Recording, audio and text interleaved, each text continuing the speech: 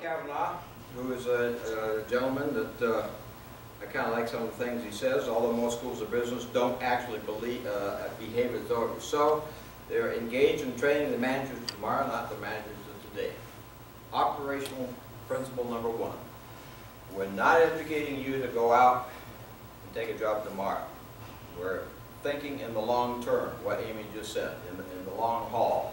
How did you say that? Play the long game. That's what we should be doing. He doubts that we are.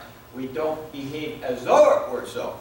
And I think he's absolutely right there. We don't behave as though it were so, but that's what we ought to be doing. These are a bunch of kids that are going to grow up and live in the world that you create for them. And you ought to be thinking of them, not yourself. Now, we'll come back to that. I guess there was a slight missing there, but who am I? That's what this is basically about. I went to Howlett Elementary School in Denver, Colorado. That's where I'm from. I went to Smiley Junior High School, kind of an impressive junior high, I think. Cool buildings on the National Register of Historic Places. And I went to East High School, also on the National Register. I just had some cool schools. From there, I went to the University of Arizona, where I majored in business, majored in marketing. Have no idea why I majored in business or in marketing. I chose business because it was the only degree program in the entire university, engineering or anything else included, that had no foreign language requirement.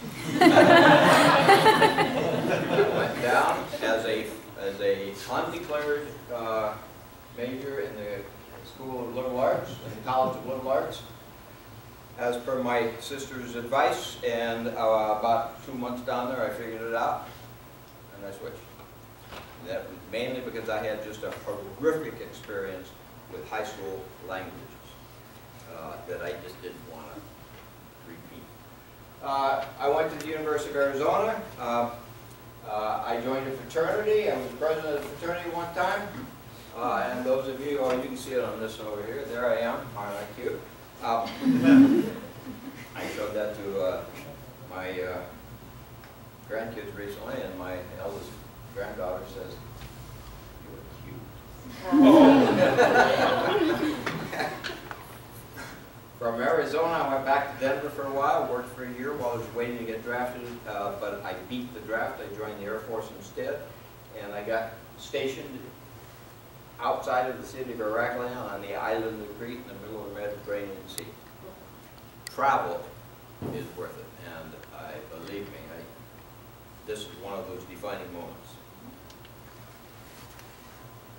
And so was a trip to this village, but we won't go there today.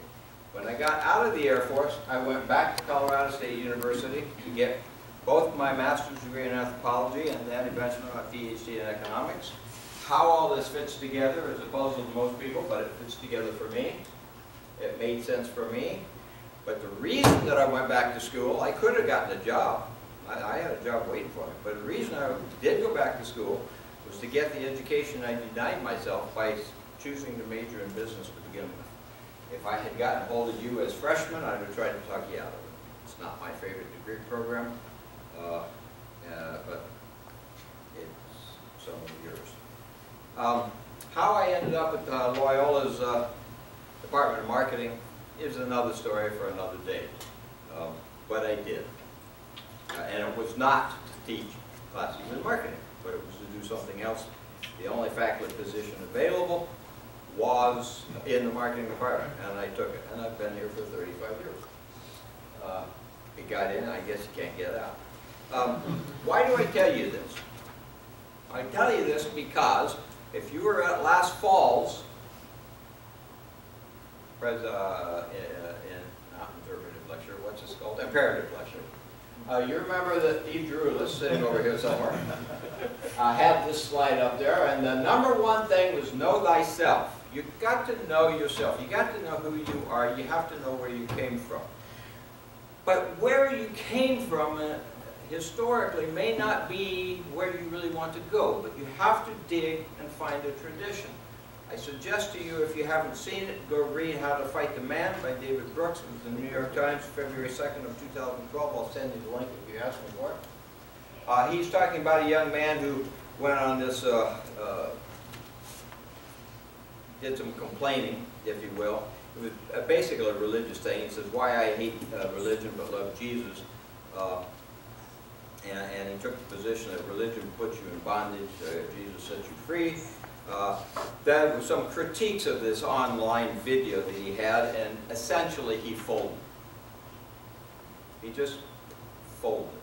And the reason that he folded could be a couple of things. David Brooks suggests three and has a personal favorite. One of them is that the current generation just lacks any oppositional mentality that is necessary for revolt. They don't have that mentality, so they can't revolt. They say something, anyone criticizes what they say, and they immediately collapse and retreat. Another possibility is people are just too damn distracted. Just too much stuff going on. And I think Amy's absolutely right. There is too much stuff and too much stuff going on. But his own personal preference is that we've been taught to think and come up with our own ideas. Since we were young, we've been taught, think for yourself, particularly your generation. And as he says in this little op-ed here, he says, unless your name is Nietzsche, that's probably a really bad idea. Okay. And so what you have to go out is you have to arm yourself with a tradition that already exists. You have to inform yourself of this tradition. Otherwise, you have you're on weak ground, and it probably are just going to collapse when you come up against an opposition. I highly recommend that, and that's part of the reason that I give my background and my story. There's lots of it left out, but it goes along with what Alistair McIntyre says, that you can only answer the question, what am I to do, if you can answer the prior question of what story or stories do I find myself a part of. And that doesn't mean it's the story or stories that you were born into and brought up. They may be. It may be another story or stories that you have intellectually decided to avail yourself and chosen to embrace. Okay, so with that, what are my words of wisdom? Number one, will you start reading? Will you start reading? You don't read. The academically adrift Richard Arum, he was a guest, part of the panel at the Quinlan series on future business education in February 26th or 28th. He wrote this book, he's written another one.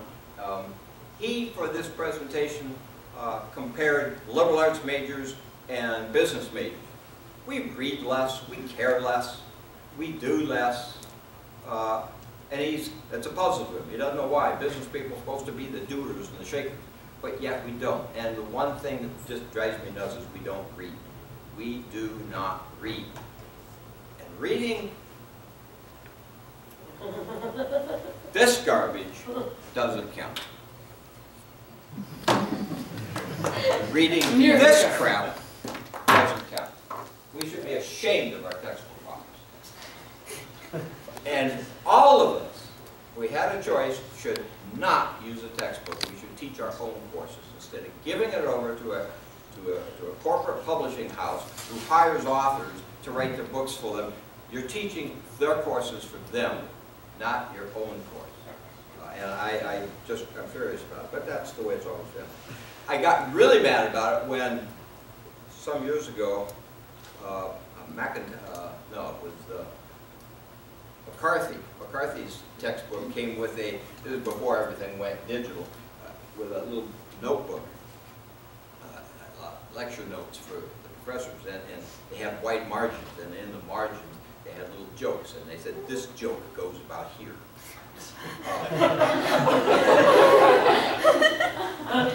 You think it's funny. I thought it was funny too. Sickeningly funny. It's the truth though.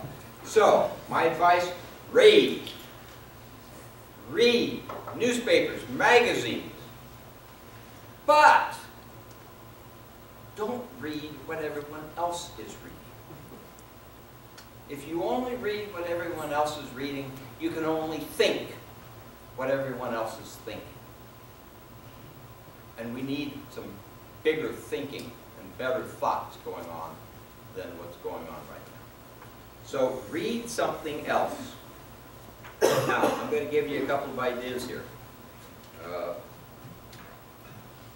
I'll shift a little bit of gears here. Quinlan was an economist at the University of Michigan, but he finished out his career at the University of Colorado. We do not perceive our sense data raw. They are mediated through a highly learned process of interpretation or acceptance. Okay? You may recognize the name of F.A. Hayek, an Austrian economist. Today we would refer to him probably as a libertarian, something like that. We need a theoretical matrix to understand what we observe. Facts are not independent of thought. How about John Locke? John Locke. In truth, the ideas and the images in men's minds are the invisible powers that constantly govern them. So my question is, well, where do these images and ideas, these theoretical matrices, these processes of interpretation and acceptance, where do they come from? Let's consider what Frank Knight had to say. Frank Knight was one of the founders of the Chicago School of Economics, just down here on the south side of Chicago. He wrote, like-mindedness and beliefs and ideas regarding itself is a really important thing in society. It is. And to produce and maintain it is the really important function of education in the social field. I've added that emphasis. He goes on to say that the unanimity has to do with symbols, and that part of the task is to keep people, to keep students from asking what these symbolize in any concrete sense is a mere corollary. Certainly, the large general courses should be prevented from raising any question about objectivity, but should assume the objectivity of the slogans they inculcate as a sacred feature of the system. If that's what you're paying several $1,000s per course to receive, you're paying too much. He later wrote, he later wrote that the modern student of history and of social processes soon learns that societies have lived in a state of relative peace and order by not raising problems they cannot solve, and discussion of which would only stir up antagonism and probably lead to conflict, if not to social nervous breakdown. Well, we're having a social nervous breakdown. Anyway, we ought to at least be talking about the issues that are behind it. Now think about this. Knight is saying it's intentional. We should prevent you from asking what these symbols and slogans in our textbooks, in our lectures, symbolize in any concrete sense. What, for example, in economics, is consumer sovereignty? What, for example, in marketing, is having a consumer orientation all about? He's saying it's intentional. Just use the symbols, use the slogans, but don't let anyone ask what it means. And if you go fast enough and furious enough, they'll be too tired to ask. But think about this too. Sometimes it's not intentional. When we think or write, and that's all of us, and it could also be when we teach or write, we only present those things that support our arguments. We avoid all weak points of our debate and all the uncertainties of our model. Similarly, Patrick Curry, a guy in the UK, He says, I try to be comprehensive, I try to be fair and even-handed. But everybody has got a bias. Everybody takes a position. But in keeping with certain academic conventions, these are usually relatively covert and therefore hard to see, hard to analyze, hard to discuss. I'm going to skip a beat. Okay. So when you graduate, we're going to credential you. You're going to get a degree. You're going to get a degree with a major in finance, accounting, accountancy, marketing, economics, whatever, management. Don't want to forget management. And the degree actually says that you're educable. It does not say that you have been educated. Whether you actually get an education is largely up to you.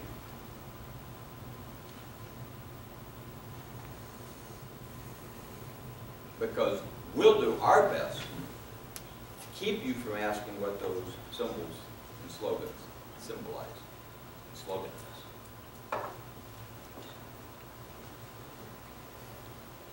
Be open. That's your responsibility, to be open. As a reader, as a student, you have a responsibility to walk in the author's shoes, to join the author's culture, to see the world through the author's eyes, to be empathetic.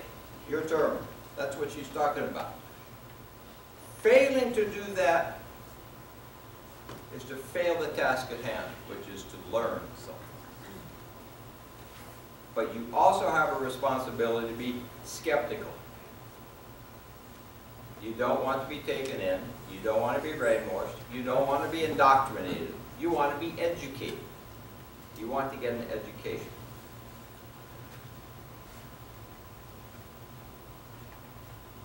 And this applies to that which you read, as well as to the courses that you take, because we are all authors of our own courses. I give this little song and dance kind of to my MBA students on the very first night of class, and I also give them the final exam. The final exam is turn this onto the course. What has the course done that's tried to brainwash you, screw up your brain, indoctrinate you with something else? Talk about a task. In short, you must be willing to be taken in, while at the same time you refuse to be taken in. You must hold us accountable, to which I now turn to a related and slightly different topic. And by the way, I don't think the students that I encounter, graduate or undergraduate, really want to hold us accountable. They just want the shingle to go on the wall. They want the grade they want to get out. Because this isn't necessarily the best time of your life. So, some of you have seen heard of Victor Hugo. He's famous for a passage. There is one thing stronger than all the armies in the world. Who knows how this finishes? Nobody. It's an idea whose time has come.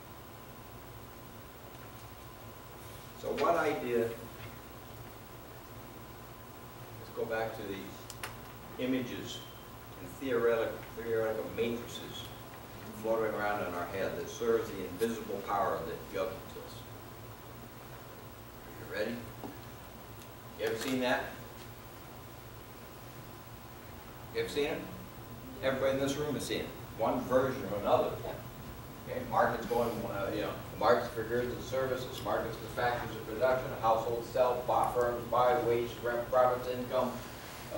Yeah, you've seen it. Same thing, just a different textbook, different way of designing. Instead of a square, it's a circle. Spending on goods and services, wages and other payments, and so on and so forth. There's one that comes out of my textbook that we use. That one sitting right there, it's not that edition, it was a previous edition, but it doesn't make any difference. This has been in every edition of that textbook I've ever seen. They have changed the colors and so on. You've seen it. That's your basic marketing thing. The organizational departments. I don't know. It looks reasonable to me. Let's go on. Operations management. That's a scheme for operations management. It's a textbook. Interesting. The manufacturing company, the suppliers come in, direct sales force. It's just another way of depicting the same thing. Another operations management, the text inputs, labor, capital management, something, this is the black box, the infamous black box, something happens, and out comes goods and services, and we have this feedback loop, so on and so on. It all looks very familiar, to me at least. There's another one, environmental. This one's different. Do you see what's different about this one? I don't want you to look at the glob that looks like it's in the middle. What's different about this one? This has something that none to date of the other ones had. Energy. Everybody else thinks we're going to operate this damn thing without energy. And it's got waste. Everybody else thinks the waste evaporates somehow. We should be ashamed of these textbook writers. There's an accounting textbook. I don't remember which one I've got in my office. Again, we're going back to the same circle diagram, as though nothing is needed to make this thing run, and there's nothing that, that's just products, no byproducts. Data warehousing textbook. 1993, operations management textbook. The only business textbook I've seen that's a standard textbook. This looks the same, right? But actually, I cut the bottom part off. On the bottom, it's got something else. On the bottom of this thing, it's got, I can't read it there, natural life support systems, earth capital, air, water, wildlife. Oh, Jesus, you mean that is necessary to make a business run? Depletion of non-renewable sources. Holy cow, 1993. The other footnote, it's out of print. My point is this. The most important part of any inquiry is the beginning. If you start on a false footing, it doesn't make any difference how rigorous your thought is, or how rigorous your methodologies are. You can't correct the initial error. So in a very real sense, I think, to a degree, you're being told a lie in your degree program. You're being told a lie not because we're trying to lie to you, although I think some of us are, but because we just aren't telling you the whole truth. And there's a huge chunk of the whole truth that matters. And there's something else that's at play. If you can't read it down here, it says our models work beautifully if we simply ignore the environment. So to make these models all work out, let's just ignore a big, huge chunk of reality. Because then the models will work. If you include the models in there, it gets rather complicated. So if we took that marketing textbook image, added to it the one from other, the life support system, if you will, that complicates things. That makes it messy. But if we had had these kind of diagrams and these issues and these concerns and these recognitions in our textbooks, maybe we wouldn't have the guy who invented K-cups saying, now I wish they had never done it. Because he had never thought about the waste potential that is generated by this idea he had. If you haven't read it, the Economic Month has got the most recent of it's been going on for a couple of years. The first time I saw him say that was about 2 years ago. There's a really interesting horror film that I could show the links away if you want. But we wouldn't even have this issue if he had been brought up to think with this in the background. But it's so much easier to not do that. Okay, so where am I going? I'm saying, fill your portfolio of intellectual inquiry in. Every book that I'm going to show you here is a book I've read. I developed a really bad habit in the Air Force because I had a bad habit in the sense of I didn't have a job for 4 months, and every morning I'd get up and I had nothing to do, so I developed the habit of reading. And I haven't shifted the habit. I'm a voracious reader, but I tend not to read things that other people read. I read things that my colleagues don't read. Which makes it a really lonely life in the hallways, because I have nobody to talk to. But the issue of the concern is not a recent concern. I could go back before 1948. I can go back in the late 1800s, where they were writing and thinking and being concerned about the possibility that cutting down the rainforests in South America is going to impact global climates. That is the 1880s. It's not a new issue, a new concern. It's just never been given attention. The road to survival, the challenge of man's future, a man's race, man's role in changing the face of the earth.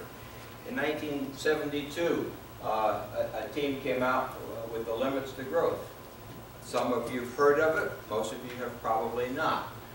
They did a scenario, they did building some scenarios and said, you know, if we start here and we just run this computer model faster and faster and faster and see what happens, this is what happens. This is population. Population is going to crash and burn as resources of pollution, this pollution as resources, and so on and so forth. It's time to talk about this. But rather than talk about it, we tried not to. They, same authors came out in 1992 with a book entitled Beyond the Limits. And in 2004, a 30-year update. More recently, a gentleman in Australia, a physicist in Australia, took actual real data, real today's data, not backcasting, but from 1970 when the book was written to the year 2000. And he mapped actual data with their projections, their business as usual projections. And it just maps terribly nicely. It's like we didn't miss a beat. We didn't miss a beat. And it's not just these guys. There's lots of things you could read that will just make you as depressed as possible. Peak everything, you've heard of peak oil, well, there's everything. Water, soil, and everything else is possibly at a peak point. The long descent, the race against the machine, which is really about digital technology and its impact on employment and so on and so forth. There's dirt, the erosion of civilizations, bankrupting nature. This is an archaeologist that's written these two books. The Great Warming, Climate Change, and the Rise and Fall of Civilizations, The Attacking Ocean. We could read Jared Diamond's Collapse, How Societies Choose to Fail or Succeed. They don't just fail or succeed, they choose to. And it's an incredibly interesting book. Questioning Collapse, The New Green History of the World by Clive Twain, who finally, when he retired, he's a British, he moved to a Greek island, and no one can get in touch with him anymore. Mark Hertzgaard, in 2011, published Hot, Living Through the Next 50 Years on Earth. My goodness, this is your life, kids. This is the world you're going to be living in. You ought to be reading this. You may be wrong, but you should be the last ones to find out about it. Heinberg's The End of Growth, it's not just resources. There's financial problems going on, which we do know about. There's limits to technology. We think that technology is unlimited. That's, you know, may not be the case. The Great Disruption. Marketing majors. Any marketing majors in here? Couple? Subtitle. why the climate crisis will bring on the end of shopping. Oh, Jesus, the end of shopping and the birth of the new world. My God, that should scare us all to death if you're a marketing major, the end of shopping. And if we're into GDP and we look at GDP, GDP goes up, everything's good, there are alternatives to GDP, because the one thing we do know that as GDP has been going up since mid-70s, we're not any happier for it. It's getting rid of the stuff that we really would like to do. And if we all got on the bandwagon of getting rid of stuff and not acquiring stuff, GDP would go down. And that's scary. So, read. Read things that nobody else is reading. Read those things that we don't ask you to read, because we're using these encyclopedias that don't give us time to ask you to read anything else. Take the position that what is good and beneficial should be growing. What's bad and detrimental should be shrinking, and it should make no difference whatsoever if that adds up to a plus, negative, a plus or a negative. Shouldn't make any difference whatsoever. And I'm going to leave you with a few images that have changed the world. Well, that's not what I'm... that's just a reminder. That's just a reminder that our models work well if we just ignore the fundamental life support system that is the ecosystem. Images that have changed the world.